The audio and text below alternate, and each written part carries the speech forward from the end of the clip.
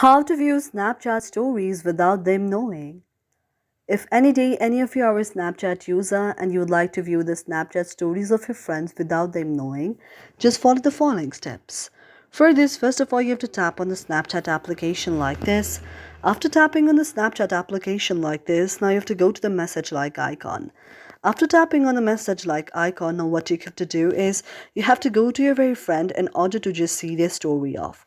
Now after that you have to close the data or the Wi-Fi connection that you have, and after you close it, now what you can do is you can view their stories that they have sent to you. Now after you view it like this, the person will not know that you have just viewed your story because you did it by just closing your Wi-Fi or your data connection. So this is the way on how you can just view the story of the next and the next person won't know about it. Thank you for watching our video, and if you really like it, do not forget to subscribe our channel.